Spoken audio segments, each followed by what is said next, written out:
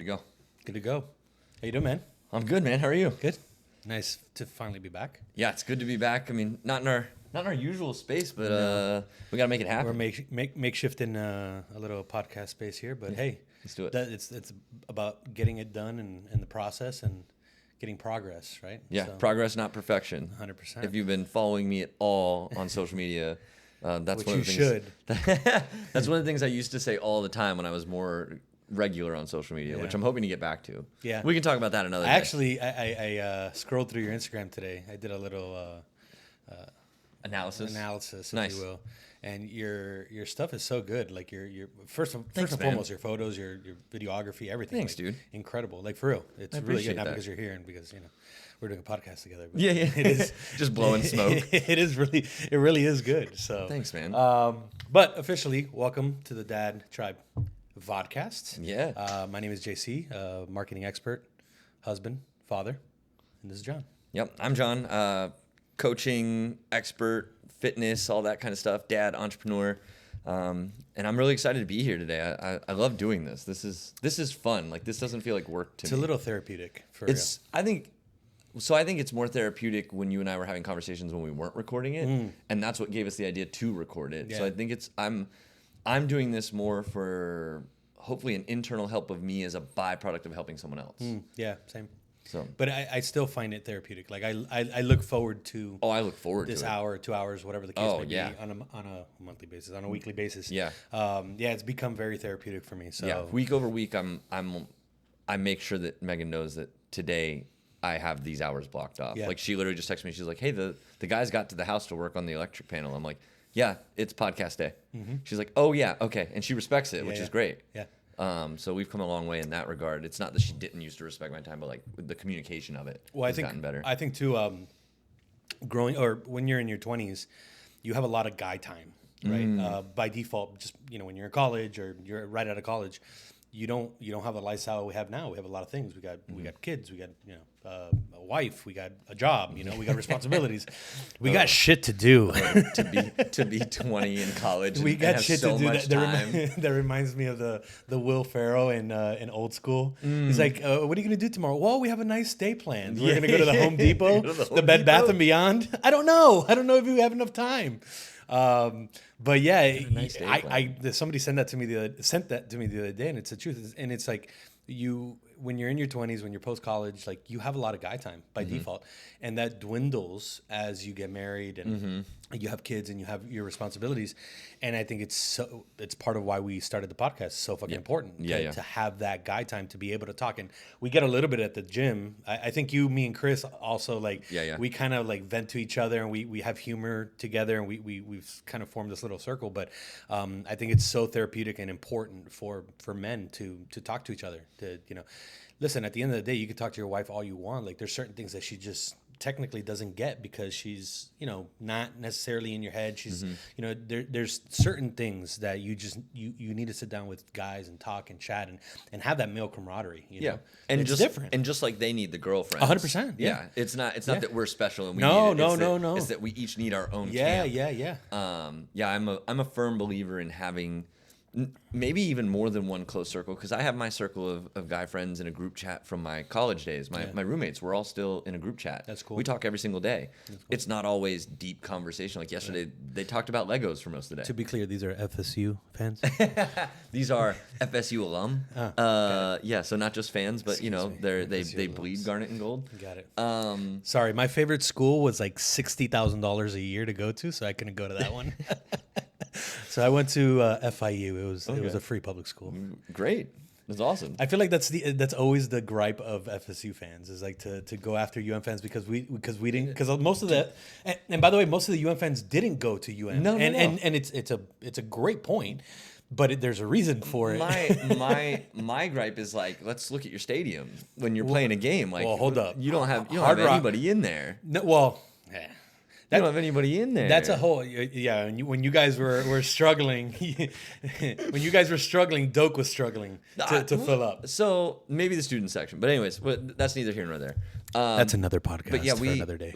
We talk every single day, and like, although yesterday was mostly talking about one of the guys was at Legoland with his kids, and he's talking about Legos. That's cool. Like, we have days also where it's like, hey, I'm struggling with helping my child or whatever. And we have the deeper conversations, but it's So cool. again, it's not the same as this face to face, sitting down or going out and getting a beer or whatever, which I get to do when I visit them, but it's fewer and further between as we all have kids and they all age up. And like you're talking about, you start reaching new plateaus or new stages in life. And today I know that we wanted to talk about the biggest stage that you and I have taken, and that's going from not being a dad to being a dad. And that first, I don't know, I want to call it like 3 to 6 month transition, but like even now going into Peyton's going to be 21 months, so it's like over a year and a half. So she's in that weird like I'm a toddler, but so you still do the month thing. So no. I'm just trying to be as accurate as possible. When someone asks me how old she is, I go, she's a little over a year and a half. I just say I hate the month thing. And like I wish clothes wouldn't do it either. So annoying. I wish they would just be like 1, 2, 3, 4. So like annoying. okay, because she's still wearing 12-month clothes, and it's so confusing. It's so confusing.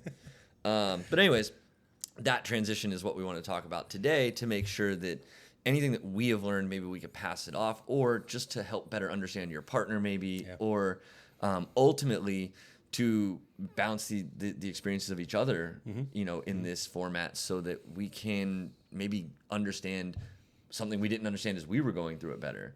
I don't know if there's anything else that you wanted to make sure that we hit on. No, that in general. I think the whole. Becoming a father has been so powerful for both of us. I know we've had discussions on this, and I think it's I'd love to dive deep into that, what it meant for us, and ultimately what it means for our future, because your life changes and in a positive way. It really does change, and that's one of the things, like leading up to having a child, you people tell you're like your life's gonna change, and you're like, fuck you, everybody, everybody's over your shoulder like your life's about to change, and you're so annoyed. It annoyed the shit out of me. I'm like, stop, like it's not that big of a deal, and then you have a child and you're like, oh shit. It really does, and it's not to scare anybody, because it's such a beautiful change. It really is. That you're just not. You can't fathom it until you have a child, what that change really means to you. Yeah, everybody told me like, everything's about to change, and I think that me being the nonchalant, laid back, chill guy, I was just like, cool. Like I know everybody's gonna give me unsolicited parent advice. They're gonna give me feedback. This is what I did, and I had accepted all of that before it ever happened. I was like, okay, cool, this is gonna happen, and I'm just gonna go, yep, and I'm just gonna take it. I'm not necessarily gonna apply any of it. I'm gonna do it the way that I feel is best for my child and my family and all that stuff. But anyways, I wanted to start with, I don't know where you want to start, but I was thinking we would start with like the actual like leading up to the hospital trip. Okay. And like those last couple of weeks, because for me, those last couple of weeks were very, they were exciting in a boring way. And what I mean by that is like, I was internally excited about any day now. Any day now could be the day.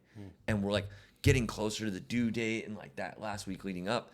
And then the day that it happened, it was almost surreal that it was actually happening. So I wanted to start kind of like there and just kind of go through that, and then any learnings that we had from then on. So am I to assume that it was a natural birth? Yeah. Okay. Yeah, because you said you're leading up, it could be any day. Right. I mean, technically it could be, but right. Yeah, we didn't have to induce, and we didn't have a C-section. Yeah, okay. Yeah, because we had like a very like specific, and it landed on that day. Oh no. Yeah. We were one day before our due date. Okay. Yeah, it was a lot of fun. Yeah. The leading up to it, it's funny because I remember vividly Mari's entire pregnancy, or our entire pregnancy, which I always balk at that. It's like, it was Mari's pregnancy. I was not pregnant at all. No. Although smart man. Although I did gain a lot of weight, so I kind of looked pregnant. But I'm gonna let you have that. I'm not gonna say anything because like I did the same thing, except I had because I'm in the fitness space and I'm constantly in the gym. That's my job. That's my profession. Yeah. I was so determined to fight Dad Bod. So determined. Now, was I in the best shape ever? No, absolutely not. I was not in what I would deem as really good shape. But if you're comparing it to society, I was in great shape. I was doing awesome. Yeah. But I just wanted to stay off of Dad Bod through those first 6 months, because from what I was told, right, and all the unsolicited advice was, hey, once she gets here, you're not going to have time for that. You're not going to do it. It's going to slip. You're going to eat. That's when I started fighting. And I was just like, okay. Well, there's nothing. I'm either gonna prove you wrong or prove you right. Yeah. And nothing that I say right here in this moment is gonna change that. Yeah, so yeah. I'm gonna let you believe what you believe. Yeah. And I'm gonna go about my day and not even think about it Yeah. again. Yeah. No, I didn't fight it during her pregnancy. I embraced it. I embraced the shit out of it. Yeah. I ballooned during her pregnancy. But it was weird because I was so happy during her pregnancy. She had a fantastic pregnancy. Outside of the first month where she had she couldn't smell, or she would smell things at a very high level. Okay. We had just gotten this couch right here. She had just gotten this. We had just gotten this new couch, and I'll never forget. Rooms to Go delivers it, and we sit inside. Mind you, we were waiting for this couch for months. It was COVID, so everything was backed up. Okay. For the youngins, COVID, it was. Stop it. I feel like we're gonna have to at some point. We're gonna have to explain that, to Braden. I'm gonna have to explain that shit to Braden. Everything that happened. Anyways, but they had just delivered the couch, and she sits down on the couch and she goes, "You gotta give it back. We got to take it back." I go, what do you mean we got to take it back? We just waited 6 months for this fucking couch. What do you mean we got to take it back?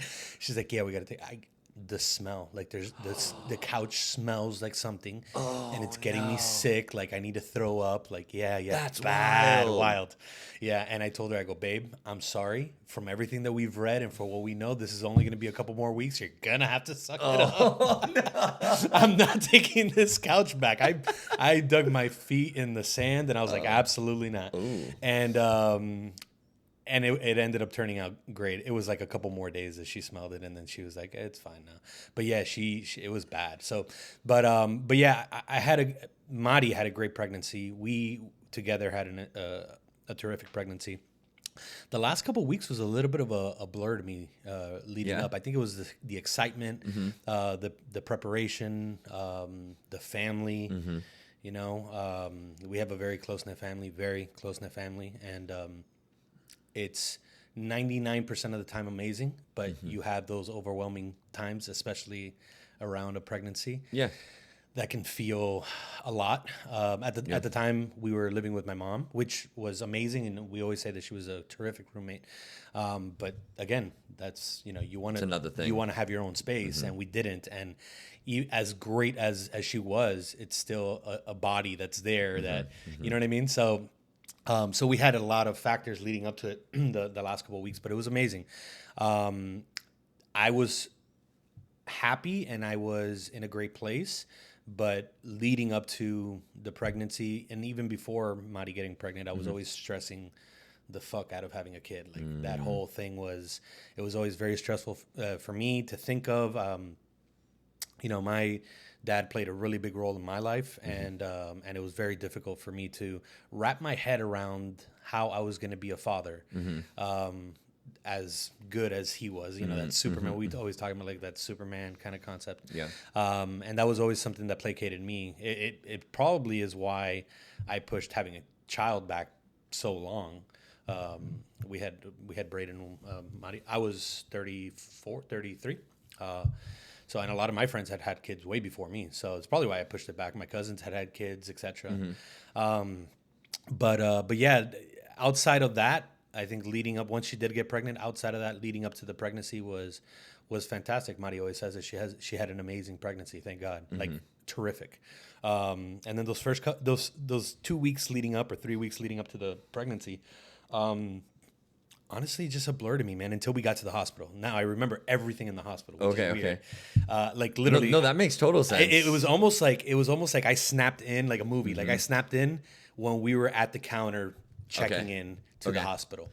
And I remember everything vividly. The nurse, the nurse was a beautiful nurse. We texted my brother. My brother was single at the time. We texted my brother. We're like, hey, set your brother up while you're delivering. We got a beautiful nurse here. Oh, he has a beautiful girlfriend now that we love. But at the time, you weren't in our lives. But yeah, I remember us texting Danny like, hey, bro. But yeah, everything. The hospital that Braden was born at, Mercy Hospital. It's like a Catholic hospital in Miami, but it's on the bay, on the water. Okay. And once she gave birth, we went to the room, and the room was over the water, overlooking the bay, and just pristine, just beautiful. Nice. It couldn't have been better. And I guess one of the positives was Braden was born during COVID, and there was no visitors allowed. And I have to tell you, that was probably one of the best things that happened to us. I mean, very odd to say, I understand. well, but very odd to say following how close-knit your family is. correct, yeah. We actually chose not to allow visitors. I mean, Well, yeah, I think we were allowed one. So it's like one at a time kind of thing. So and, the cat's out of the bag already, but my brother and my sister-in-law went to go see us. Okay. We text them on the side. We're like, you guys are the only ones allowed. We're very close to them. They're our siblings. They're very close to them, and we're like, hey, only you two. Her mom ended up finding out. My mom ended up finding out. They're fine. Now a thing for a moment. Now they can laugh at it. You know? But yeah, we chose not to have. Not to allow family. That's one of the big things. Like I didn't think about leading up to it until we got to those like couple of weeks, and the moms were like, "Hey, let us know so we can come visit." And like Megan and I had kind of had like an unspoken understanding that like, no, this is gonna be just the three of us. Like it's just gonna be Megan, me, Peyton for the first couple of days to like just soak it in, and like you're talking about, like lock in, remember as much as we can, embrace it, and I'm really glad that we did. Like, not to hurt anybody's feelings, but like I would not have enjoyed it as much if I had to share it with someone. I know that's selfish, and I know that sounds No, it's not. mean. Well, you know what though? But it's not selfish in a bad way. Right, exactly. It is selfish, but it's fine. It's your child, and that's okay. And so like and it was a really it was a fun experience for me because like did you and Madi ever have the conversation of like, if you could choose, would you rather have a boy or a girl? Did you guys ever like have that conversation, or was it? I don't recall. So Megan had asked me a long time ago, and I was like, I don't have a preference as long as they come out healthy and like it's good, and like because like I feel like I'm pretty easygoing and I can get it. But she's like, but if you had to choose, and I'm like, well, if I had to choose, I would think I would understand a boy better. Like that just seems to make sense to me. And so when we found out we were having a girl, she's like, and you wanted a boy, right? and then like to have her arrive and be here now, you know, almost 2 years later, there's no other way I would want it. Like there's no other, this is it. This is the thing. But I'm so glad that one, she wasn't a boy. Two, we got to have that time because it was everything I expected it to be and nothing I expected it to be all at the same time for those first 2 days or whatever we were in the hospital. And not to go back to FSU, but she was also born on the first year we played LSU as our opener, and we won because Megan had Peyton. I left to go get some things from the house that we had forgotten, and we had bought Peyton a FSU game day onesie that was like a 3 to 6 month size, and you bet your butt I grabbed that thing. I took it to the hospital. I dressed her up in it. Newborn baby. That's so funny. I'll see if I can find the picture. I'll insert a picture here. Newborn, bright red baby. And I'm just holding her, and we're watching the football game, and they won. And I'm watching this thing while Megan and her are sleeping because I couldn't sleep at all the first night. I'm like, this is the first time she's breathing on her own. Like Megan's not breathing for her. She's not protected. She's out in the world now. She's got to breathe. And like, I didn't sleep a wink that first night. And I watched the game, and I'm like doing all the silent celebrations and just like, you know what I mean? And just getting into it. And we won that game, and I was like, this kid's the reason we won. That true sports superstition of like, you must watch every game in that outfit. So you've never washed that outfit. That outfit's been washed many a times. She outgrew it, and we had to buy a replica one as close as we could get to it because I was so superstitious about it. Funny. And then she grew out of that one, and we had to buy one that looks more like the varsity like jersey with the stripes on it. She wears that one now until she'll grow out of that one before this football season probably is over.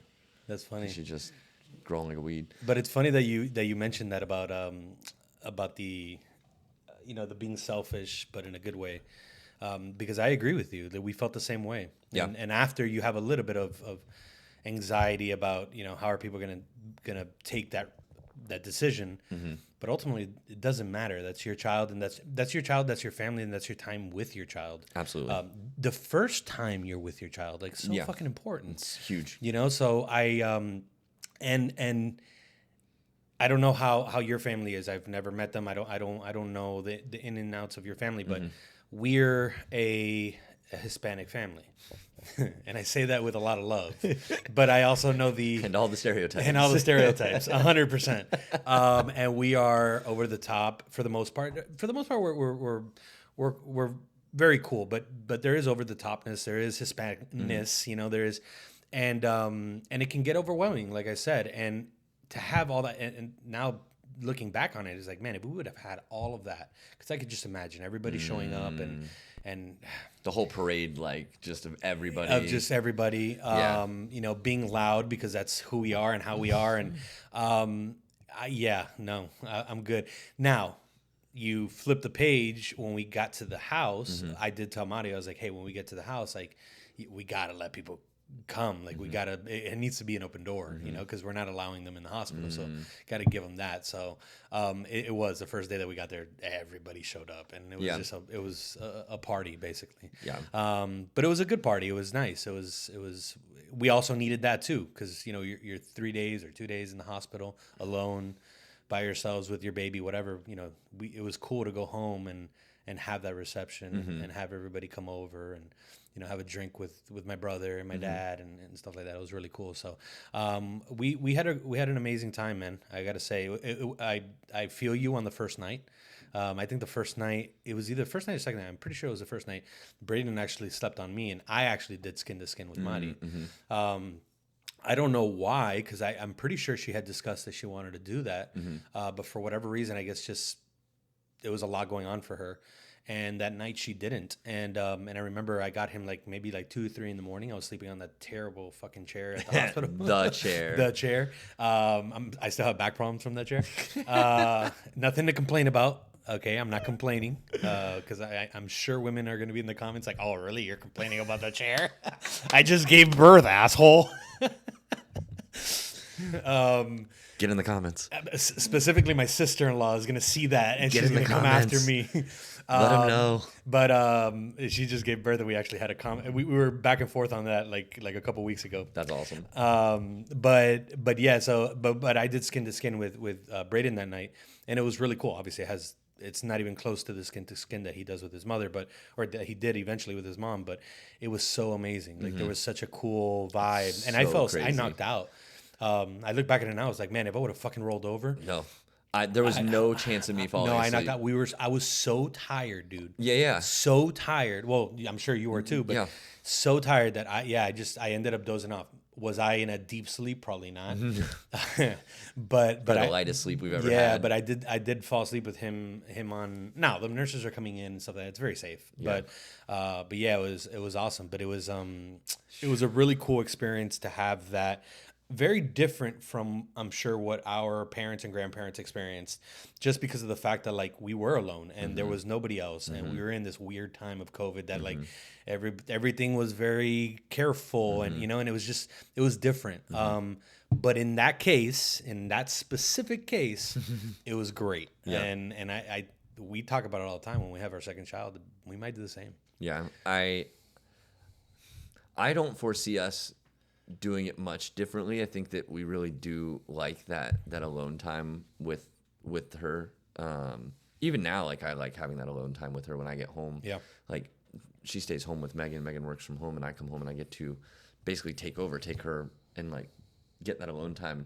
Doesn't matter how tired I am. I'm like, yeah, no, I want this kid to lead me around the house. I want to sit her on my lap. I want to do these things. Because those are the things growing up, I didn't have that person that came home from work and I was like, okay, let me show you around, right? That wasn't something that was in my household. My mom was a single parent, so this is a whole new dynamic for me in my entire life. My mom had great male role models in my uncle and my grandfather, but they didn't live with us. We weren't there all the time. We visited them a lot. We saw them quite a bit, but it's not nearly the same as somebody living under the same roof as you, How did that change your approach? I want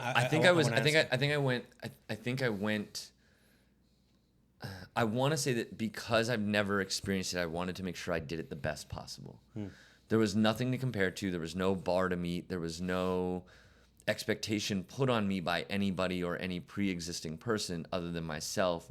And wanting to be the type of person that, you know, like, and that it always comes back to that, but wanting to be the type of person that is there. And I heard one of the people that I've had the privilege of speaking to and being mentored by, Dr. Sean Pastuch. He runs the Active Life. I was speaking to him pretty candidly once about, like, right before she was born, and he was telling me a story about one of the reasons he's so passionate about what he does is he used to have a pain in his neck that would come up every once in a while. And he's got 3 daughters. And number 2 came up to him and was like, "Hey, Daddy, let me get up on your shoulders." And he had to say no. And I was like, that's exactly where my head was at. Like, I don't ever want to be the dad who physically can't do something with her. And so any chance I get to do something when she comes over and asks to be picked up, as long as it's not like I'm cooking on a hot stove and I don't want your little toddler hand to get burned, I'm picking her up, like, every time, because I want to show her that I'm there for her. I want to be there. And some people say that's spoiling her, and some people say I'm not out there buying her gum, and I'm not out there giving her toys all the time. Just but giving like, her time. I'm giving her my time. I'm giving her my affection. I'm giving her the physical touch that she's asking for, and that's my love language. So maybe I'm more empathetic to that also. But I've never wanted to be the type of person who compartmentalizes their love for their kids. Like, I don't want it to be different when I'm here, different when I'm over there, different when I'm at work, different. I want it to be the same. I want them to experience the same as much as possible across all things. And bringing her home and having to figure out, when do we sleep, when do we feed her, when do we do all that, and then, like, as she's gotten older, and, you know, she's not even 2 yet, but as she's, like, developed her personality, one of those things, I want her to already connect the reliability of mom and dad to when she needs something. If she's in trouble, if she's hurt, if she's happy, if she's whatever, she can share it with us. And trying to make sure that every moment has those underlying supports has been a big driving force, because my mom was fantastic. Don't get me wrong. I'm not saying that I didn't get that from my mom or my grandfather or my uncle or any of my other role models and family members, but we didn't have the dynamic that every other kid in school had. Like, I went to a private school, and most of those people had married parents, and they both had jobs, and they went out and went on the boat on the weekends and stuff. And my mom's a single parent working for the state, just making enough money to get us food and keep the roof over our head. And I'm wearing the same 5 outfits to school every week, and these kids haven't worn the same thing twice all year. You know, I had a very different dynamic on the way it was me versus them. Yeah. In a lot of ways. And I never want her to feel that way, and I never want her to perceive that she's different in a bad way the way I did. Got it. So providing her all the support and comfort and whatever that I can do to make her feel sure about herself, but also her family, that's the driving force. Was that a pain point for you? Like, you said that you don't want her to feel that that negative way towards the situation. It wasn't like something I was aware of in the moment as a kid.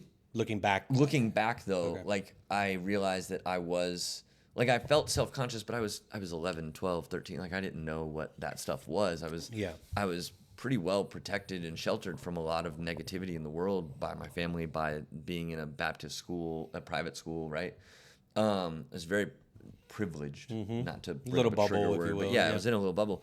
And so looking back on it, I was like, you know, I commend the people who were my friends because of who I was, not because of how much money I had or the car my mom drove or anything like that. Versus, like, there were kids that did care about that stuff and cared about how tall I was or whatever. Like, and so, like, not only was I not the richest kid in school, I was also the smallest kid in school. Like, in high school, I was voted most likely to be a freshman for my senior superlatives. Really? Like, yeah, That's funny. I was most likely to be mistaken as a freshman. So it was and it's all things, like, in the moment you feel kind of self-conscious about, but looking back, like, I didn't realize how much it impacted who I was, how I grew, how I reacted to things, and being more aware of it now, growing up and stepping away and finding people who don't really, not that they don't care about those things, but they don't put weight on them, and they don't judge you for any of the things that are, like, outside of your control. That little bit of, like, stoicism, but about people kind of stuff, you know, like. Do you listen to Ryan Holiday? I have a little bit here and there, only enough to reach a level of contentment that I'm content with, and make sure that I'm not sitting still. Like, I'm there's something to be said about stillness, and there's something to be said about being content, but it's not complacency. to me, there's a difference. There's a big difference. There's a delineation in there. And so when I speak of stoicism, I think of controlling the controllables and letting everything else fall away. When I speak of stoicism, I'm thinking of, letting the things that you have impact over impact you because you have the power to change them. Not the weather. It's raining today, so now I'm going to choose to be grumpy. Like, yeah, if you're grumpy and it happens to be raining, great. Correct. Or if like you're sleepy because it's cloudy and the sun's not out, like that, I get. Some of these things you get, but there are things that I'm not really, I don't subscribe to. Right? Like somebody cut you off in traffic, so now you're going to be mad the rest of the day. And an asshole to everybody else. And an asshole to everybody else. Yeah. You can't control that guy cutting you off. Correct. Like, yeah. Be mad about it for 10 seconds if you really need to. Like, be like, say the F word or whatever. Yeah. And then be like, cool, here's my exit. Yeah.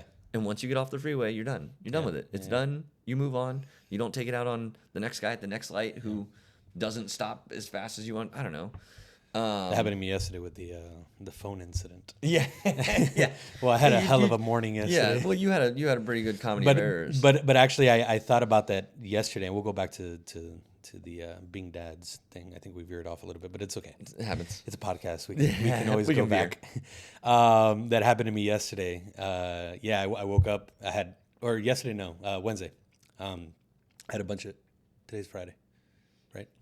It was yesterday, but yeah. Was it yesterday? It was yesterday. It was only yesterday. Was it really? It was just it was just yesterday. Damn, because we were gonna film at the gym. Oh, that's right. It was yesterday. It was Thursday. So I wake up yesterday and I had for whatever reason I had a bunch of meetings. Usually I put my meetings on Wednesday, but yesterday I had a bunch of meetings, and I wake up and my phone just took a shit. Just stopped working. Oh no. Yeah, so it froze, and then I restarted the phone, and it just stayed on the Apple, and I'm like, that never happens. I literally come on, hello, come on. And it just stayed there. Whatever. I tried to do a bunch of shit, it wouldn't move. I ended up looking up how to do it. I ended up talking to somebody at Apple, plugged it in, had to refresh my whole phone, restore like my factory restart. Restart my whole phone. Gosh. So obviously that's annoying because then it's like 2 hours to reboot and to refresh and to restore and. Yeah, so then at the same time, my dad was doing something at the house, so I go over there without a phone. I'm at the same time talking to my team. They had a bunch of questions for me yesterday on some stuff that we're doing, and I get to my dad's house and the fucking keypad doesn't work for whatever reason. And I'm putting in the right code. I'm like, all right, technology today, the universe is telling me that I just need to shut off everything. Right. And I need to go to a beach and just relax and unwind and meditate. It just didn't work. Hold on, not to plug this, but how thankful are you that you have that MacBook now? So at least you can still use iMessage and stuff. So I took the MacBook. Yeah, so I took the MacBook. Mind you, I'm outside of my dad's house. Yeah. He has like a little. Trying to get the Wi-Fi. I'm literally like trying to get close enough to get the Wi-Fi. So I open it up. It's hot as shit because it's already warm here. Yeah. We're in Florida. It's already warm in May. Yes, in April too. But it's been hot. It's been hot. Been hot. And yeah, so I have the MacBook. So finally, I open up the MacBook. I'm having a conference call with my team. At the same time, I'm calling Madi, or I'm trying to text Madi through the Mac, telling her, hey, you need to come over here because I need the physical key to get into the house. Mind you, the people have been waiting already 30 minutes for me to get into the house. So, but to your point about the stoicism and about that we can only control what we can control. Madi pulled up. She gave me the key, and then she pulled away. And I texted her. I was like, "Hey, you didn't give me a kiss." And when she came back, she pulled down the window. I gave her a big hug, a big kiss, and I said, "Hey, thank you. I appreciate it, whatever." And I was in a really bad mood. Right. Just by things going on, you're naturally just like, why is this shit happening to me? And I was in a really bad mood. And I said, "Hey, I love you. Thank you so much. I appreciate it, whatever." And she gave me a big hug. She goes, "I know you're doing a lot right now. There's a lot going on. Like, just relax." And she texted me right after that. She's like, "Hey, I think the universe is telling you just to calm down today. Relax. Like, maybe take a step back." And I was like, "Man, that's growth in myself, growth in our relationship, growth in that. It's like you can only control the controllables, and the phone fucking turning off is not my fault. Fix it, but it's not my fault. Yeah. What am I gonna do? Am I gonna be pissed off? Am I gonna be an asshole to my team, to my wife, to the people in my life? Like, no, dude. Just brush it off, move on. Like the rest of the day, because this is how this shit works, was fantastic. That's awesome. We had an amazing second half to the day. Got a bunch of shit done. A bunch of the contracts that were annoying me got done and fixed. We had really good meetings. So that's part of life, man. It's like, I think Tom Hanks says it is. He was. Have you seen the round table that they do with? A I've bunch wanted of the to watch actors? some of those, the actors on actors kind of things. It's so good, and he says that very early on in his career, he just started telling him like, "This too shall pass." Oh yeah. It's so powerful, and he starts talking about it's like, hey, when things are really doing really well, just tell yourself like, hey, don't gloat, don't get too high on yourself. Like, this too shall pass. Be modest. Yeah. And the same thing when you're in the dirt and when you're in the mud and your shit's going sour, this too shall pass. Like, relax, take a step back, try to see things from a bird's eye view, get it fixed, and move on. That's exactly what happened yesterday.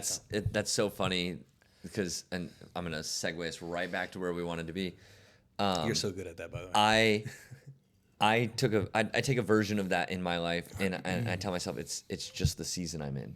Oh, I was thinking about that today. Yes. And so talking about Peyton just being born, Braden just being born, bringing them home, trying to figure out how to feed a child every 2 hours. When are you going to sleep? Who's going to sleep? Are you going to bottle feed? Are you going to do all those things? And like when Megan was determined to breastfeed, and we did. We successfully did it, but it wasn't great on her health and her sleep schedule and so we tried to create schedules that would allow her to feed, stay up, feed, and then I would stay up and go back, and we would alternate like that. But I never got the connection of feeding Peyton, right? She never really took to the bottle either. We tried some of that sometimes, but it was the nights of holding her and rocking in her chair and just staring at her and being like, all right, you can go to sleep now, and I'll be here. And her just like, nah, I'm just staying up. I'm just like, she would cry, she wouldn't cry, she would just kind of squirm, she'd want to lay a certain way, and you had to like fight, and she can't tell you anything, right? It's like, do you want to be up on my shoulder? She was never like, you mentioned Braden falling asleep in your chest. Yeah. I think I had her do that maybe once in her entire first year of life. Really? And we both fell asleep. It was one of those things where we had worn each other out kind of things. And I think Megan has a photo of it on her phone of like the one time that I fell asleep holding her on my stomach, and she's only about this big, right? And her head's just right on my chest. I've got her like this, and I just fall asleep like this too. And and I don't remember, maybe it happened twice, but once in the chair, and the chair we got has like these little fins on it, and I used to just like plunk my head right on the side, like and just, she would lay cradled this way. So maybe I had it twice where she fell asleep with me. But anyways, those things are the things that I was looking forward to as a dad. And then the nights of just like red hot rage of go to sleep, you little demon spawn. I love you so much, but if you don't shut up, and like you have those, I don't know if you did, but I got to the point where like I had to put her down. Like I had to put her in the crib and walk away from the room. Oh, we started doing that. You get so frustrated with things out of your control. I can't control that she's crying. I can try and help her and soothe her and blah blah blah. But if it's like her tummy hurts, or she's got to go to the bathroom and she doesn't know how, or she's hungry and I can't feed her, I don't have the equipment necessary, or we haven't prepared for it yet. And I got to the point where it's like, all right, all the tricks that I know and that I've learned aren't working. I'm going to put her down and we'll walk away. I'm going to give myself 5 minutes of going and sitting in the dark in the living room. I've got the monitor. I can make sure she's okay and she's good. So I can watch her without the volume. I can close her door. She's good. And I just like take that 5 minutes, and then I go back in and I get her, and I'm like, it's like fresh start. It's like, all right, I took that step back, and I'm like, all right, we can do this. We're a team. I got you. And most of the time you go back in the second time and like, you have a little bit more patience. You last a little bit longer with the crying toddler, the crying infant. You're able to, you try something different. You flip her and hold her a different way, and like something eventually works. You're like, silence. So we adopted a very similar approach from the get, which was we were really stern on, and this is after the first couple weeks that Braden was at the house. Yeah. Because the first couple weeks, like, he's right next to the bed, and he's Oh, yeah. just Bassinet. born. Yeah, you're not Yeah. throwing him in there No. and saying, well, figure it out, figure your sleep out. Like, Yeah, no. he's waking up in the middle of the night, etc. Yeah. Or maybe like a month into it, a month and a half into Yeah. it, whatever. Which is, again, natural. They're going to sleep right next to you, etc. But we adopted very early on the put them down, put them in bed, or put him in bed, and he has to figure out how to fall asleep. Yeah. Like, I don't know where we read that, or I think Madi had seen it we on did that much a later. reel Yeah. or something, and they were adamant about it. And that felt very natural to us as parents. Like, yes, he needs to figure out that, hey, this is sleep time, you know? And again, after a certain period where he's right next to your bed, etc. But yeah, once he started to sleep in his bed, in his whatever crib. Yeah. And I don't know. I'm not giving us props. I don't know if that attributed to the fact that he's a terrific sleeper. Like Braden. Oh yeah, we lucked out there we've too. also been very on top of his schedule and his routine. By default, because we're very big into our routine. Got it. So we've transferred that over to him, but very early on, we were like, hey, you're in your crib. You need to figure out how to fall asleep. Yes, there was nights that it was just nonstop crying. Very rare, by the way. He's been very good from the beginning. But there was nights that it was nonstop crying. Marty would get up or I would get up, whatever the case may be. But for the most part, yeah, we were like, hey, you're in your crib. You need to figure it out. And maybe that is what happened. Maybe that's what made him a great sleeper. But he's been a great sleeper from the get. Yeah, we adopted something similar to that, but it was later on. It wasn't like newborn. I think it was after she left our room and she was sleeping in her own room, and we had the nap schedule, and Megan had bought this course called Taking Care of Baby, and it is written by a woman named Kara, I believe is why it's Taking Care of Baby. And Megan was taking the excerpts out of it that were most pertinent and screenshotting them and sending them to me in our text thread so we could start working as a team on these things. And the way that we went about it was you put them down, and then if they cry nonstop for 10 minutes, you go in there, you soothe them, you tell them it's okay. You spend no more than 20 or 30 seconds in there, you lay them back down, and you walk out. I think that's what Marty would do. And then again, but like we were doing it like, all right, it's been 10 minutes. Who's going? You going or am I going? And, okay. I put them down, you come back. All right, 10-minute timer starts. Like we were, because actually, I'm pretty sure that's what we did. It ate at me for her to cry nonstop. It still eats at me. She goes down pretty good now most nights, but there are nights where she'll cry still a pretty good amount, and like less than 10 minutes. But she'll cry and then she'll lay down, then she'll cry and she'll lay down, and she'll cry and she'll lay down. But like this was like bloody murder. Like, you will abandon me. You're the worst. Like these are the thoughts you're putting in your head as a new parent. You're like, they already hate me. And they're not even a teenager yet, and they already hate me. That's so funny. I'm pretty sure that's what we did, because now that you say it, like now that you're saying it, I remember it was a running joke that like at 10 minutes he would shut up. Yeah, right. He would just go to bed, and I'm like, holy shit. Oh my gosh. Yes. Now that you're saying I it, can't tell you how many times, because our bedroom is across our house. Our house is a one-story house, and you have to walk through the dining room, through the kitchen to get to her room, right? It's literally on the opposite side of the house. And we'd be like, all right, 10 minutes. Who's going? And he's like, okay, I'll go this time. You go next time. And you would walk. You would get to the door, and she stopped. done. Yeah. Let go. Yeah. Walk away, and then we'd start the timer over. Yeah. And we'd go back, because she'd lay down for a little while, and like then she'd realize, hey, nobody came to get me. And then she'd start crying again for a minute. Funny. But it got better, and she's a really good sleeper. And we did the same thing with like a nap schedule. I cannot emphasize enough to new parents, like, learn about how people think babies are supposed to sleep and choose a nap schedule that fits your schedule, and do your best to stick to it. One of my friends, one of the guys in the group chat, he gave me that advice, and I will live and die by that advice for sure. And then when you start trying to figure out whether they need to go from 2 naps to 1 nap and all that's kind of chaotic, but like if you can get them on a schedule of it, it makes everything a little bit easier. And at least for me and Megan, it makes planning our day. It made planning our day really easy. And pro tip, it makes saying no to things you don't want to do really easy. Yeah. Because her nap time's at 9, so we can't go to brunch and spend $70 on eggs Benedict. So sorry, we're gonna blame it on our kid. That's funny. Yeah, we did that more than once. So if you're watching this, no, we didn't.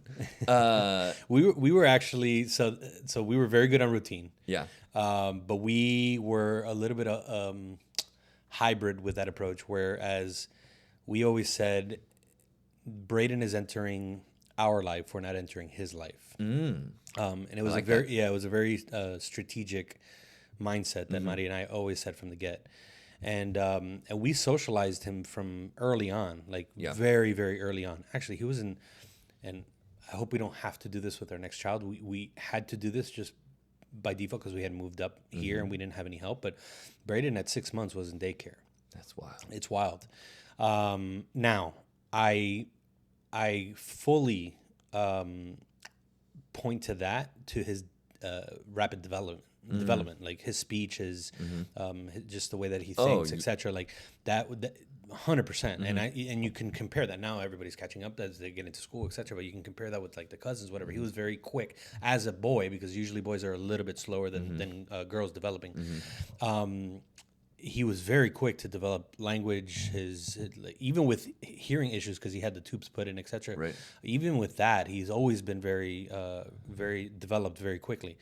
But yeah, we socialized him very early on. Like we were taking him out, etc. Now, to your point, the routine wouldn't change. Like if we would go out, you fit things into it. If we would go out and 12 o'clock would hit, and like I remember we went to a brewery. He must have been fucking like 3 months, 2 months, and we went to a brewery for a game, and I remember him like sleeping in the bassinet or in the she would never the stroller, and we put the thing over and he was sleeping, whatever, and yeah, we did that very early on. Now our routine was we were very strict on our routine, but we were very adamant, like he's entering our life and he needs to come out with us. He needs to, which as a result, I think, and it could be his personality too. I'm not saying that we're, the champion parents, but it could be his personality. But as a result, he's very personable. He loves to be with people. He loves to be out. He loves to be in different situations, different environments. Like he's really cool to take out. Now, not when he's hungry or sleepy, but he's really cool to take out, to be around people. Right. And I again, it could just be his personality. Could be. But I want to say that some of that was taking him out very early and getting him accustomed to different environments. I think the nature versus nurture argument of development. Yeah. I think that's interesting because Peyton, on the flip side, has only been at home, right? She's always been at home with Megan. We can't financially afford daycare or anything like that as of right now, and so Megan's why it's so cheap nowadays.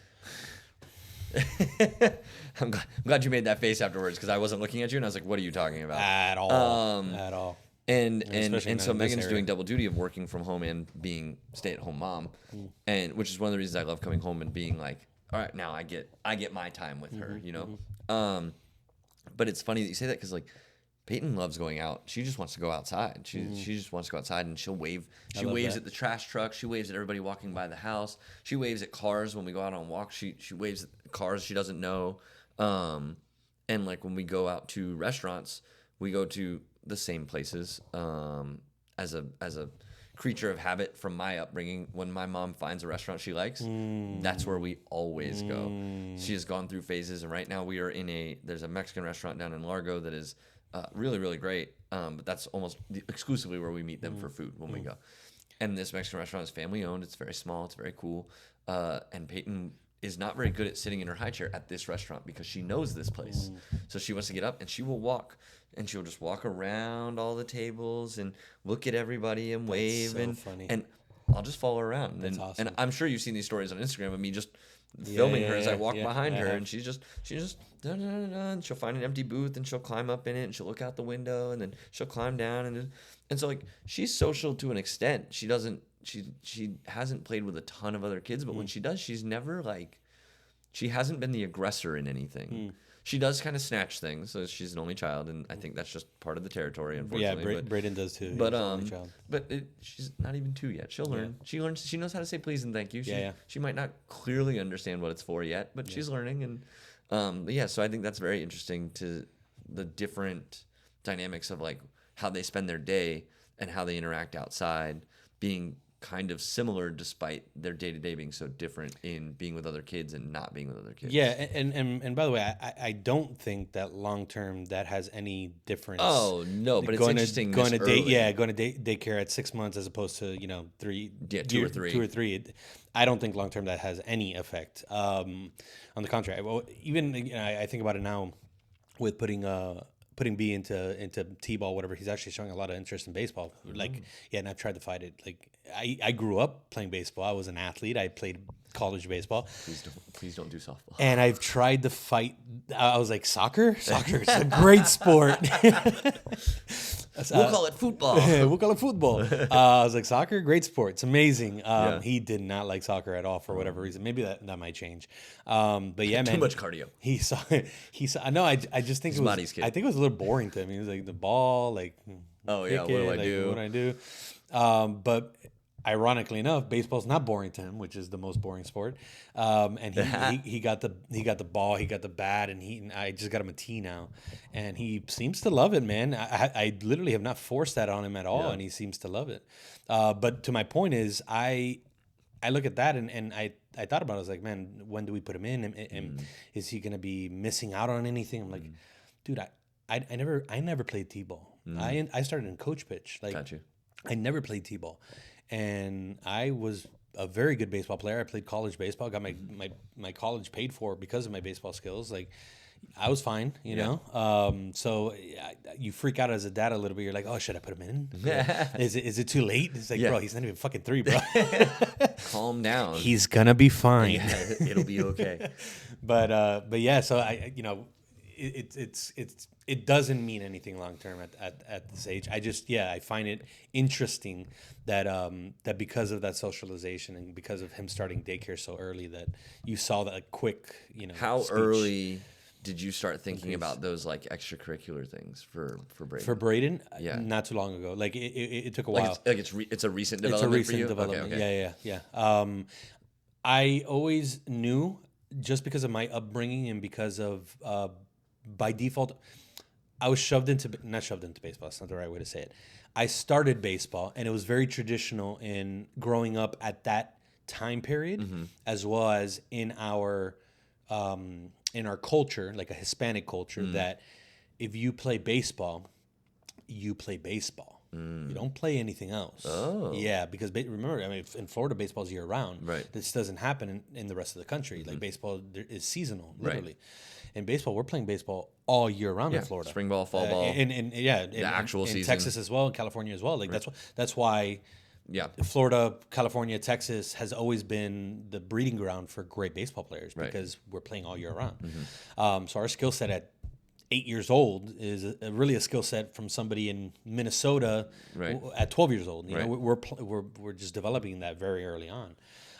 But yeah, growing up, it was you just played baseball. That's what that's who you were. That's what you do. That's what you do. You're a baseball player. So, but I've very early on, and this is probably pre-child, like I always said, that when I do have a child and he shows or she shows any interest in sports, that I was going to let them and encourage them to play multiple sports. I think now the science is very clear. You see a lot of professional athletes now that most of them played multiple sports growing up.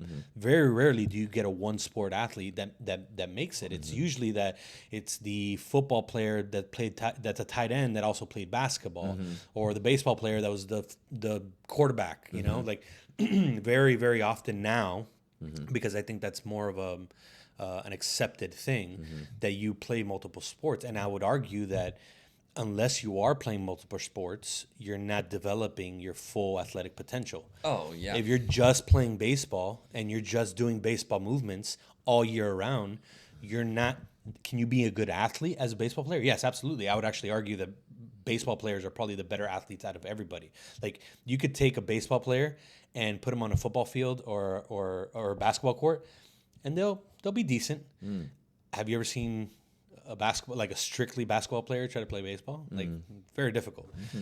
So I would argue that baseball players in general are very good athletes. But I think no matter what sport you play, you should be playing multiple sports. The skill sets that you it's the whole CrossFit kind of idea, right? Like there's multiple movements, multiple rates. Like it's the whole premise on that, and it's the same thing to me as an athlete. And I always said that when I had a child, boy or girl, if they showed interest in sports, that it would be something that I would encourage that they play multiple sports. So to answer your question, I've thought about that part a lot, but as far as Braden is concerned, and like, getting him a tee and all that, that's been very recent, where he started, like, I started to see him like start running around, and now he just doesn't want to run around. Now he wants to pick up something and throw something, and he wants more, it to be more intentional, his play. Does that make sense? Yeah, absolutely. So I'm like, okay, well, we'll get you a glove now, so it's a little bit more intentional. We'll get you a little ball, like stuff like that. Again, I tried to push soccer. I really did, and I didn't grow up playing soccer. Right. I don't even really like soccer. I like soccer. I like watching soccer. Messi's now with Inter, so that really gives me a lot of reasons to watch Inter. But you won't catch me randomly watching a soccer game on a Saturday. Like you'll catch me watching a basketball game or a football game, but just randomly watching a random team play soccer on a Saturday. Right. For the sake of the sport. For the sake of the sport. It's a cool sport. I love the sport. It's a great sport. But I don't necessarily, it's like, I don't sit there watching golf. It's just not my thing. I didn't grow up that way. But yeah, I pushed him. I was like, hey, soccer, great sport. Let's go. Let's do it. And he was just not about it. So again, maybe he picks it up. Maybe it's something that he as he gets older, soccer is becoming a lot more popular in the States now, like a lot more popular. You could think, the USA teams, you could think Messi, you could think a lot of things happening now in MLS. But he seems to like baseball, so we'll see where it goes. But yeah, I've just started to buy him things, and again, yesterday the tee got here. There's a tee over there somewhere, and I got him a tee this morning. He was super happy to see. He doesn't know what the fuck a tee is, but super happy to see it. I put the ball in, and he's like, "Wow, like, it doesn't go anywhere. Now I can hit it. I can hit it." So he started swinging, and That's he almost broke my TV swinging. And I haven't intentionally tried to like push any sports towards Peyton, but she's been gifted like a little plastic putter and golf ball, and like she thinks that's pretty funny. And I took her to the PGA store in Orlando just because my buddy wanted to go, and it's like, okay, cool. There's a big putting green there. She can roll the balls around and whatever. But she goes up and she grabs a putter and she wants to hit things. Nice. I'm like, cool, great. Yeah, cool. She has no idea how to hold it or do anything, and I'm not trying to teach her. She's won. Yeah, exactly. She's won. But I think golf is a very cool sport. It's not something I sit down on a Sunday and watch. Like maybe Masters Sunday, sure, great. But it's a sport I don't know a ton about. I'd love to play it more. I like when I play it. I am adamantly hoping it's not softball is the sport. And I've thought about that from the moment we found out she was a girl. Like it went, what are we going to be spending her adolescent time doing if she plays a sport? I hope it's not this one. What are your reasons for that? My brother was a baseball player. So time consumption. Time consumption. I don't enjoy the sport. I don't watch professional baseball. I don't watch college baseball, even the College World Series, actual World Series. Like none of that excites me. And it's just not. It's kind of like any other. Like I don't watch tennis. Like tennis, I know the rules. I know how it's played. I get it enough to watch it and understand what's going on. But I'm like, and baseball used to take a year and a half for a game to happen. Like, they've instilled rules to make it happen faster now, but same time I'm just like, all right, cool. He threw the ball, he caught the ball. Yeah. He ran the bases, he didn't run the bases. When you're successful for being 30% good, that seems kind of like I don't know. All right, but have you ever tried to hit a baseball? I would never hit a baseball. Okay. I would never successfully hit one. I'm not hardest thing to do in sports. I'm not saying it's easy. But I don't know. I have a hard time with it.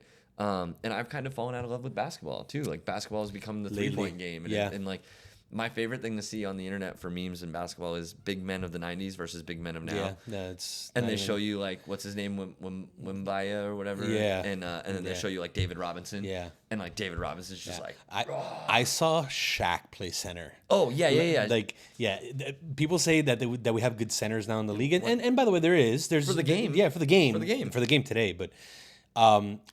My center was Shaq. Yeah.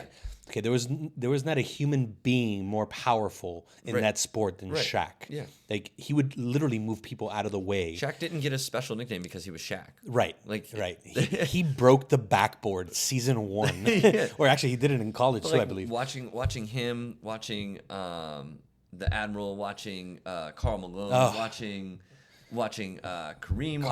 Malone was just so good. I used to like watching So him because good. I like John Stockton. Yeah. I was like, look at this white guy play ball. And then the way he would deliver the ball to Karl Malone. I thought that was Jason Williams. Okay. White Chocolate. They would call him White Chocolate. It's so good. Jason Williams was just. They're all so good. That era, be I in the agree with league. you. That era of basketball was just on another level. It was crazy. Okay, this is gonna sound fucked up. That was real basketball. I feel you. I feel you. Nowadays, it is a 3-point game. Not that they're not playing real basketball, but nowadays is a 3-point game. It's turned into a more of a finesse game for sure. Yeah. That's fine. It's fine for Games change. Yeah, but you don't like it. Oh, Nor do I. I don't care for it, but someone does. Yeah. It's still like they still make plenty of money. Yeah, more money than It's those a guys business. in the 90s and 80s It's did. a business. They're succeeding. No, I'm with you. But yeah, going back, kind of circling back. Yeah, the sports and our kids playing the sports. Now, let me ask you a question, because this came up on Instagram the other day, and I have a little bit of a hot take. So, if your daughter did want to play softball, you'd be super supportive? Yeah, absolutely. Okay. And you'd do everything that you can to support that, and I would hope that she never finds this podcast. No, I'm just kidding. I would inform her. Like, I'd probably be as honest with her as possible and be like, look, if this is what you want to do, Dad supports you. Dad will be there. I'll go to all the games. I'll do whatever it is you want me to do to help you succeed. If this is the thing you want to do, right. The moment you fall out of love, the deal is though, the moment you fall out of love with it, you got to tell me. Yeah, you got to be honest. Because there is no way that my love is attached to your performance. Correct. There's no way that the way that I feel about you, care about you, your value, whatever it is related to this sport. It is related to you as a person and your happiness and what you want to pursue. Right. As long as that's not damaging to you, like as long as your passion isn't taking meth. Right. You're like, correct. Like then we're good. Yeah. We're great. Yeah. But no, I would be 100% supportive, and there would probably be some fun banter along the way of like, oh, going to the field again. Yeah. Got my canopy chair, and then I would write dad jokes based on softball puns. That's funny. That's what I would do. Because so let me give you my hot take. So the other day, Madi sends me. We actually had like a 30-minute. I got into a 30-minute rant. Yeah, me. I got into a 30-minute rant with Madi. Mind you, she ultimately was very, like, she understood me, and she was on my side of the topic of the hot take, if you will. So it was a woman. She's an influencer. I don't know who she is. She's a mom. She's must be in her 40s, late 30s, something like that. And she comes out basically ranting on, I guess her kids are in travel baseball. Okay. And I guess we could probably, I guess, link this. I don't know how the show works, but so everybody can kind of see that. Yeah, we'll try and put it in the show notes. Yeah, show notes. And she goes ranting on travel ball. Okay. Now, mind you, I have a very personal perspective on this because I grew up playing travel ball. I played travel ball from 8 years old or 9 years old to 18 or 17, right before going to college. Even in high school, you play travel ball in the summer. So I have a very, very personal perspective on travel ball. Travel ball was a big part of my life in a very positive way. So long story short, she goes ranting on travel ball and how it is screwing family culture. That's a stretch. And family dynamics, and that the stress that it puts on families, which I can understand, the stress that it puts on families is astronomical. That they're having games on Sundays, so these kids can't go to church, whatever. So I think it was a little bit of a Christian / religious stance, which again, I can understand. Here's my gripe. Okay. If you do want to go the religious stance, because I also grew up in a very religious or a religious schools, religious family. We're still relatively religious. If you want to go the religious stance, there's nothing worse than you can do as a parent to not provide the outlets to your children when they are talented in something. Okay, and give them that support, give them that platform. And growing up, okay, that was a huge deal for us. Like that made me who I was, like growing up, like being able to have that camaraderie with my friends, being able to see my love for baseball every single week flourish. Like I was growing as a person. I was, it showed me discipline. It showed me so many things that I still take on. And to not be able to not want to provide that to your child, that opportunity when they have a God-gifted talent, okay? Like, how dare you not support that, right? That was my stance. Again, that's my opinion. How dare you not support that? And then go ranting on that it is causing issues in your family structure. Like, no, on the contrary. Like, I remember my parents and my brother and my sister were at all our games growing up. Like, they were in the stands, they were playing around, they were throwing dirt around. Like, they loved it. My parents took me to every single game. My dad was there every single game.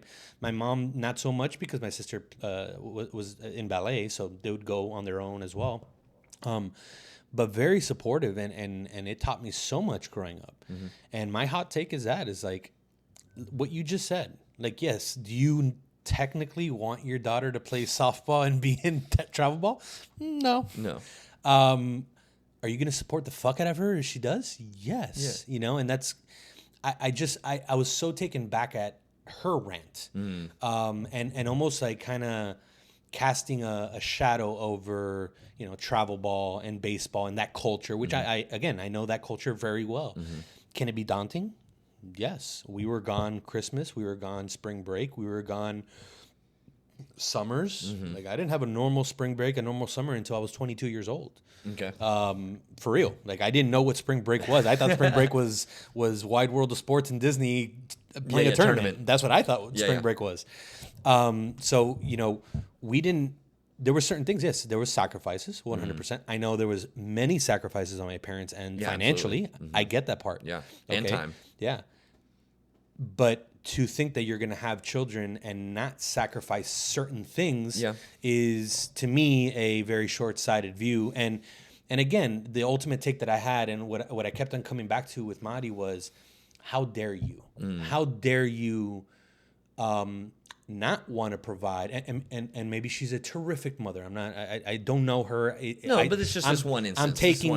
I'm taking this clip that I saw from her and casting judgment on what she said in this clip. Yeah. Okay. And it's not that you're judging her, but maybe the belief of the people who have this stance. Correct. It's not attacking the person. Correct. Okay. Because I know at some point this is going to end up in our comments. Get in the comments. I'm not attacking you. But I am attacking the stance, and because I don't believe that, and I think and it's what you asked me a little bit while ago, like, about the supporting, the buying things for Braden because of the baseball, and do you want to put him in here or whatever? It's like, no, I don't want him to play baseball. Like, that's how I grew up, and I want him to experience different things. And it'd be really cool if he experienced different things. But you know what? If he did experience the same thing, and he loved baseball, right? Man, I'd support the shit out of that. And I'd tell him, if you really love it, and it's what you said about your daughter and about showing her, like, hey, if you love something, go after it. Right. Yeah. And I'll support the fuck out of it, man. Yeah. I will be there at every game. I'll buy some badass Yeti I'll make director chairs. signs. I'll get a tent. I'll have my nice Yeti right next to me. Dude, I'll support the shit. I'll bring my cooler. Right. I will support the shit out of it. Yeah, we'll be good. That.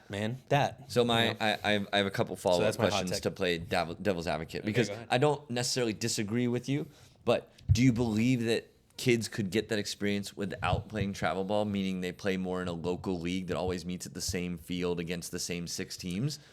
So here's so I ended up putting that question or that little rant in a chat that we have with our friends from Maryland that we adore. They're great parents. We see eye to eye on most things, and they run with us in our thoughts and our beliefs, etc. Very similar to how we do.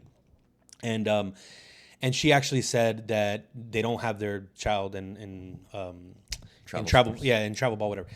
But she specifically said, and this is what we feel as well, if they're and it depends on sport too. Oh yeah, absolutely. It depends on sport. Yeah. I don't know there's AAU a whole basketball. bunch of gray area. I don't know football. Like I grew up playing baseball, so there's a very specific perspective on baseball and baseball culture. Gotcha. Okay.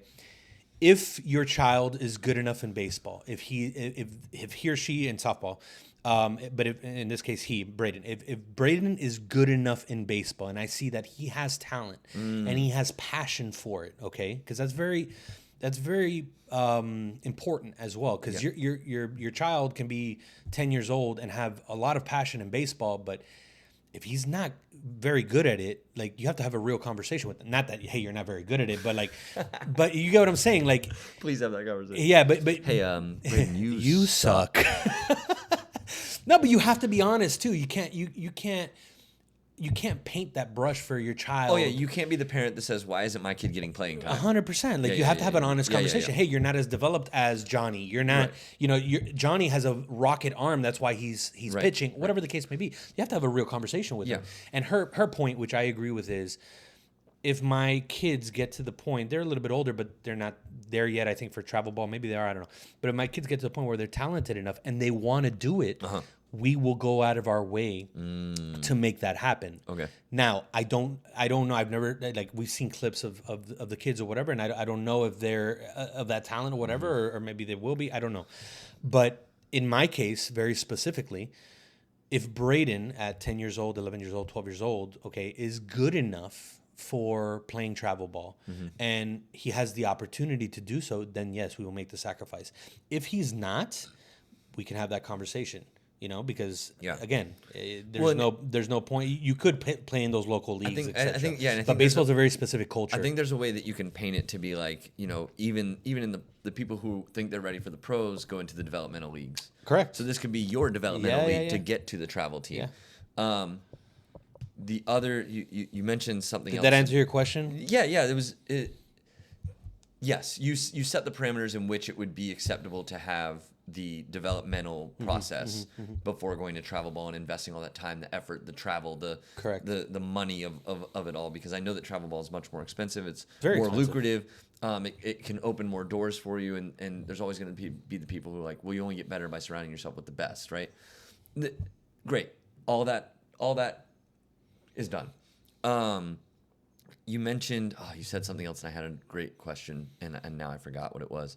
But anyways, and to be clear, me growing up, and this is not to cast a spotlight on myself. I remember what it is. Go ahead. So you mentioned if he loves it and he goes through baseball and he does the same things you did, has the same experiences.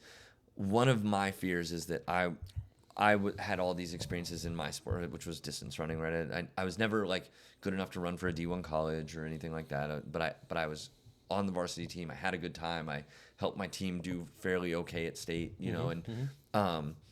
But I would be concerned that if she got into something that I was into when I was younger, I want to make sure that I wouldn't be the parent that puts the added pressure of like fulfilling what I couldn't, right? Surpassing what I did, being better than I was. Because and this may be a movie trope. Like I've met a couple parents who kind of, you feel this way, but I've never been in the circles of those high athletic performers because I didn't play traditional sports like that. I was a runt. I didn't play baseball. I didn't play football. I didn't play basketball. I graduated high school 5 foot tall, 95 pounds. Yeah. I wasn't in those sports. I wasn't in those circles. But you see all of those movie tropes of the dad who's like, no, my kid's the starter and I was the starter and I went and played at this college and he's going to be the NFL, blah, blah, blah. Like, is there any part of you that would be fearful that if he did show the talent and you invested the money that there's a side of you that might come out that would be that dad to unintentionally add the pressure of, well, when I was your age or you're so good you could be better than me and like paint that picture on him without his like really wanting to accept that? Yeah. I think the only avenue, and because I only say this because this has happened to me with other loved ones or other people in my family that I love dearly.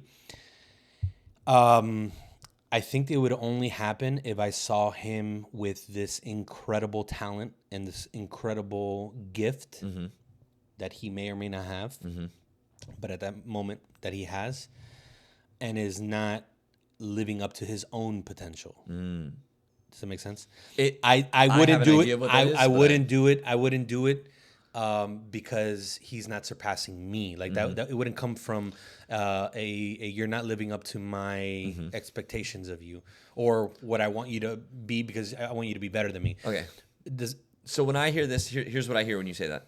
There's a very specific set of situational standards that would have to happen. Meaning, one, he would have to be talented. He would have to have some kind of innate ability at the sport he's doing that comes naturally. Yes. Two, he would have to want it. He would have to want to be better than he currently is. And C, he would have to be slacking off on doing the work to get the thing he wants. Yes. And then complaining about it. At that time, yes, I'd be up his ass Okay. and I'd be on top of him. But if it's something that he's God-given talent at and he doesn't want it. If he doesn't want it, he doesn't want it. I mean, at the end of the day, Okay. you got to want it. I've taken that stance. I've taken that stance with a couple people in my life very close to me. They know exactly who they are because they have the same exact personalities, and one of them is in this house. You're gonna get yourself in trouble. One of them's upstairs taking a shower. This is going on the internet. No, she knows this, and my brother actually. They have very similar personalities. Got it. This is an open conversation we all have together because, Good. they have very similar personalities, and at times in the past, I have been.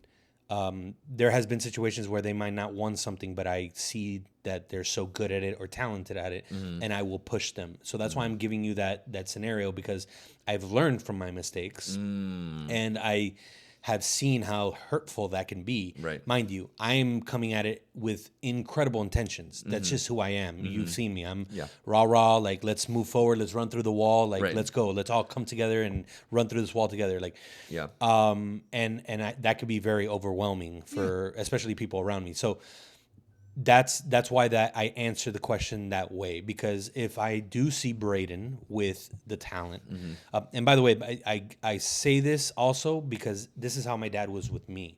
Like, my dad was always very supportive, always very pushed me to the limit because he knew that I wanted it. Yeah. He knew that I wanted to be pushed. Got it. Okay. He was very different with my brother. My brother didn't like baseball. Liked it, but that wasn't his passion. It was partly his passion because I played it and because he was the little brother and he wanted to live up to my footsteps. play with the big kids. Want to play with exactly. Yeah. But my brother really didn't love baseball. Gotcha. And I was always annoyed at how my dad wasn't up my brother's ass growing up. Okay. And it always bothered the shit out of me. I'm like, what? No, dude, why aren't you up his ass? Yeah. And now older, I realize, and it perspective. was incredible perspective on my dad's end, and an incredible way of looking at both children and treating them differently based off of who they are, which is exactly what you need to do. And now I look back at it, I'm like, shit, like that's exactly how he needed to treat that because no, my brother did not have a passion for baseball at all. And he didn't push him like he would push me, and he didn't push him like he would push me, and it made me a better athlete because I would respond to that because I'm the type of personality that responds to The push. The best way to get me going is to tell me I can't do it. Yeah. 100%. That's the worst thing you could do to me is tell me that I'm doing a good job. That's the worst. Yeah. The best thing you do if you want to get something out of me and get me like insane next level is tell me that I'm not doing a good job, bro. That will light a fire up my ass. How much of that reflection on the way that your dad was with you and your brother impacts your daily, like your like we talked last episode about how like every human encounters like 35,000 decisions a day, right? How much of that do you think impacts those 35,000 decisions for you every day? I don't think necessarily the way that my dad and my brother, like that relationship. No, but like how your dad and you, like how your dad influenced you and made those decisions, and you reflecting on what you see now that you couldn't see when you were 15, 16. Yeah, I think ultimately it's in my perspective, it's made me, or it's making me a better father. I feel like I have a little bit of a blueprint of how to deal with certain situations. Now, don't get me wrong. There's certain situations that I look at how my dad, or how my dad handled it. I'm like, probably not going to go that route. But for the most part, in my life, the way that I grew up, my relationship with my father, I feel like I had like 70% of a blueprint of how to be a good father because of that. Because I did have a blueprint. So Yeah, I do take, but I will say this: more impactful, believe it or not, is what how me and my brother have been able to get through our relationship. Like that's really impactful. What do you mean?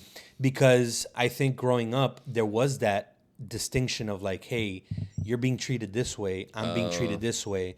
Like, why are you being treated that way? And it was always like, Dad's being soft on you, or whatever the case may be, in my perspective, because it kind of was, but it wasn't he was being soft on me. He was just going around his personality and trying to get to him or through to him in Danny's way, in Danny's way of sparking Danny. Yeah. Where it was very different with me. My dad knew exactly how to fucking get me going. He still does. Like my dad knows exactly how to get me going, and like and we joke about it all the time now. So, but my relationship with Danny, because I tried to treat Danny, and again, I'm gonna go back to, it's also been a big help for me in the way that I deal with Mari and my relationship with Mari, and how how we've grown, and ultimately how I am being a parent and being a father. Understanding that my brother is not me, understanding my wife is not me, and understanding that like they're not triggered by the same things. They're not sparked by the same things. And that's huge. so hard, man. Huge. It's so hard because you know why? You're a friend, dude. If you're not sparked by the same things that I am, I could care less. No offense. I could. Yeah. Like you're you. We're just friends. Like I see you at the gym. Like yes, we're getting closer and closer. But you're not my wife. You're not my brother. You're not. You know what I mean? You're not. There's that different aspect of it. Like it's so close that you're almost like, no, you need to do it this way because this is the way that that's always the take that I would take with my brother and Madi. It was like, this is the way you got to do because this is how I would do it. Or you get what I'm saying? Or you need to be treated, and specifically with my dad, like you need to treat him that way because that's the way you treated me. No, dude, no. You were a one size fits all. I was for a long time, and I've changed drastically on that because of the different personalities that I had to deal with. And by the way, that's made me a better entrepreneur because you deal with that on a daily basis. Like I have now, I deal with creators, like content creators, artists, etc. on a daily basis, and talk about different personalities. Like, and they're on another level because they're just literally on another level. They're in a different time zone than we are in creating, and in a good way. Like they're so talented and creative, but they're different personality wise, all of them. And it's understanding how to maneuver that and how to get to, what sparks who and how do I get there is very important. I think and that makes you a better father. And that's what I was about to say. That communication, that ability to communicate with people of different thought processes, or the way people prefer to get feedback or criticism, or the way they prefer to communicate their ideas and present problems and solutions and things, is massive when it comes to talking to kids. Because they're not going to think the way we think. They haven't they don't know what they don't know, but they don't know that they don't know what they don't know. Right? 100%. So they think they know everything because they're just sponges right now. So they're just going to operate off of what they know without fear.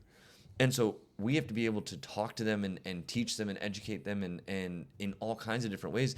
And they're going to go through so many different developmental phases that, like, Braden may be a baseball player until he's 7. Yeah. And then he's like, you know what? I really want to paint. And then from painting, he's going to find music. And then from music, he's going to be like, how can I mix baseball and music on social media? Because by then, when he's 13, social media is going to be the only way we consume anything. Yeah. And, but like, it's kind of there already.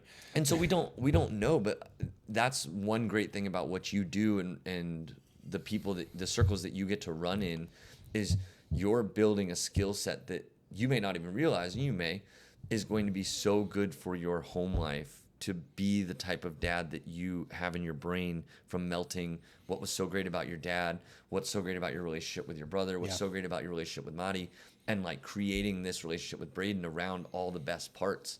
And we talked about this last year, about being aware of those things and bringing awareness, and then taking that and speaking it, and then speaking it, and then taking it into action, and then those actions, seeing what happens, and then changing the plan on that.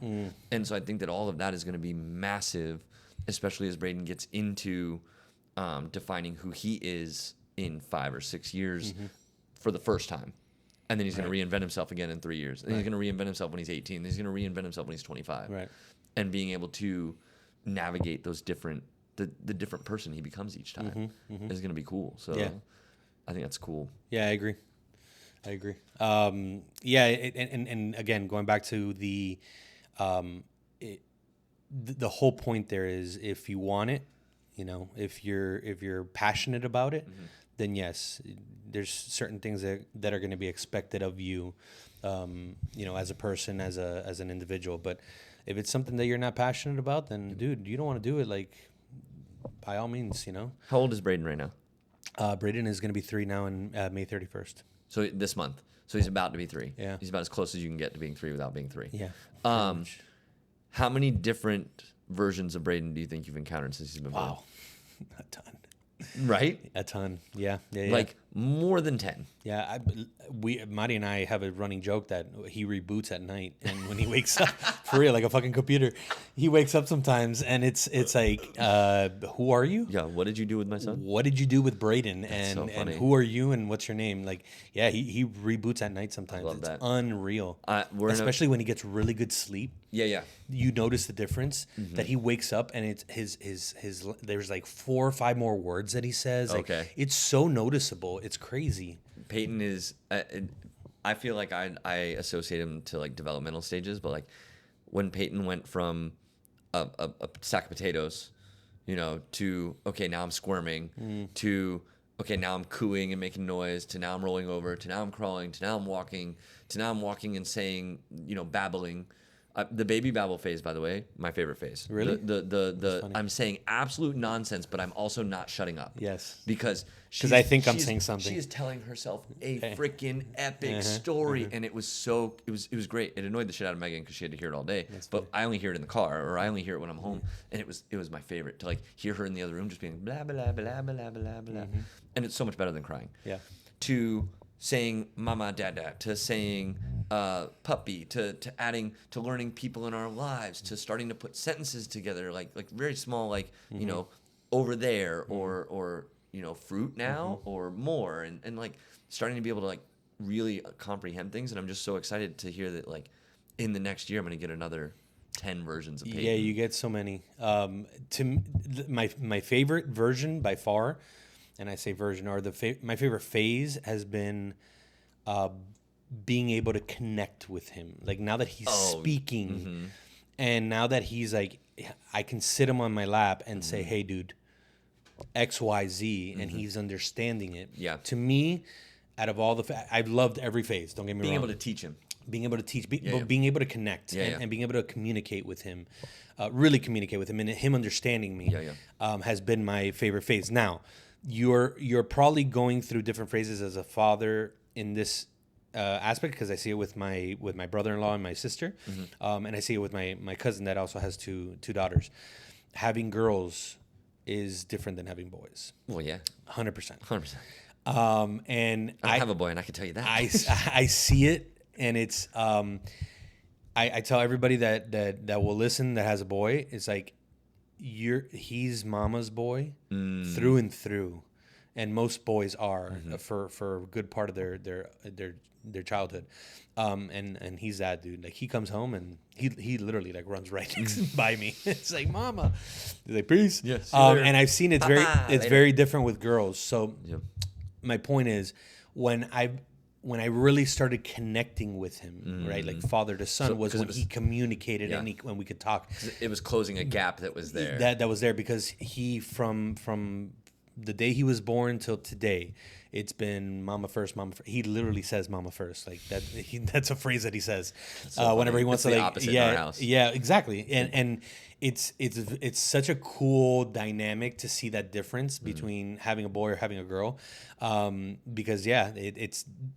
When I was able to communicate with him, when I was able to like actually sit down and talk to him, was really when we started connecting, because he's been mama's boy since day one. And by the way, I love that. I'm not complaining at all. You're not complaining. No. At all. I cherish the shit out of that, and I tell Marty all the time. It's so fun to watch. It's amazing to watch because it's such a wholesome bond, like a very primal bond that you see right away, and it's amazing. But yeah, now that he's getting older, and now that he's understanding, and he adores me. We have a great relationship. But I have no doubt in my mind that I know I'm second place right now in his life, and it's okay. Yeah. Like I tell Mari, I'm like, just wait till he starts playing baseball, yeah. and we start going to the park. And I think stuff. it's so funny that like sometimes it feels like it depends on the day. Megan will say I'm the preferred parent. Some days I'll say she's the preferred parent, and it's like it's a running joke in our house, but it's not actually like it's not like a status thing that's spoken at all. But I get that. And we're not confused in this house. Yeah, you guys aren't we confused. know our status. Maybe I'm just being modest about it. I'm sure Megan will be in the comments saying like, "No, you're the preferred parent, you jackass." Like, quit being humble. Yeah. But I see my brother-in-law and my sister, and their dynamic. Now they're having their third girl. God bless you, Roby. Now they're having their third girl, and dude, I see the dynamic. Like the girls they're so like obsessed with Papa, obsessed with Dad. Like it's so obviously they're obsessed with Mom, but just that dynamic that me and Braden are starting to scratch the surface on. That's cool. Yeah, it's very primal. It's really cool. It's great to see, and it's cool to see that different dynamic in each household. So, and you can't it's if anything that like if there was any hurdles, I really haven't had many with Braden or being a dad. In the beginning was probably that, just the connection part of things. Like, oh yeah, I can imagine. Yeah, it's different. And then I see like the dads with the girls, and you're like, well, I want that. It was kind of like that with Megan, but I equate a lot of it to the bonding through breastfeeding and the she spent more time with Megan, and I went back to work before Megan did. And she literally just spent more time with Megan, listening to Megan talk, looking at her, and those kind of things. So before she could move herself around, Megan was the preferred parent. It was like you said, it's very fun to watch, but it was really special the moment it started to be like, oh, there's Dad too. I'm gonna go hang out with him, and then like I want to sit on his lap instead of Mom's. Like getting chosen a couple of times over the other is not that it's like winning, but it is as a sports person, like, I won this one. Yeah. And like, okay, I'm gonna cherish this win because I know I'm about to lose 5 more times before another win comes around. Right. That's great. I think that's a good place to... This too shall pass. It's just a season. I think it's a good place to wrap up. Do you have an overrated, underrated for today? Do you have one off the top of your head? I have one off the top of my head that's very fresh in our friend circle. Okay. Go. These Alani new energy drinks. Ooh, that's a good one. So for those of you who don't know, in our koozies, we have these Alani new energy drinks that we have been partaking in for the last couple of weeks over other brands. Yeah. And people have been raving about how good they taste, and not just us, but our friends. And so I heard you today and Chris talking about, oh, it's so good. But I want to know, does that make it overrated or underrated? Just because of the mere fact that that I really haven't. I just saw them out not too long ago. I know the Alani brand. Right. Don't get me wrong. I'm sure they've been out forever, but there's 1,000 energy drink brands out there. Yeah.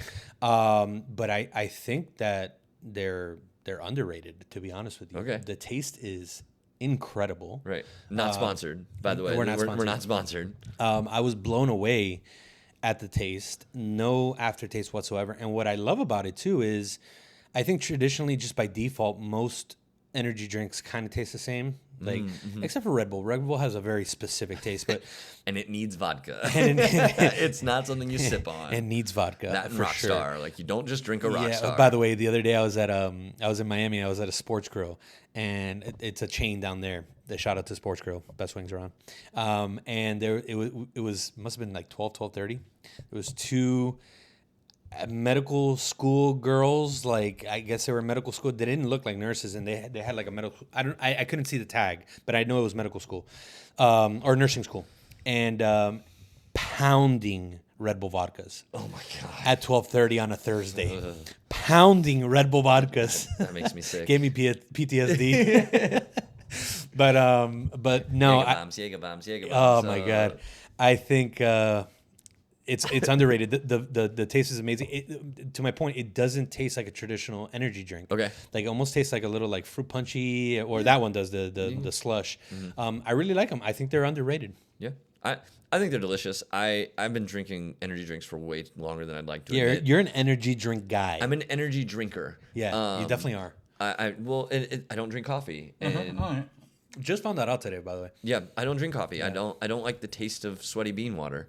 So I'm gonna drink something that's fruity and delicious. I feel attacked. I just got That's an fine. espresso machine. That's fine. You A badass espresso My attack machine. is directed Yeah. at you. You sweaty bean water drinker. Ultima Cosa. We would love to be sponsored. Stop. Nobody's gonna sponsor us if we beg for it. No, I'm just kidding. All right, good. I think that's a good place to end. Yeah. Thank you for being here. Thank you for the conversation as always. Yeah, man. And I'll see you in the next one. Yeah. It's wrap. Nice. That was good. Hour and a half. That's crazy. Maddie's texting me like, "Can I go down?" I've got like 12 text messages. I don't know why.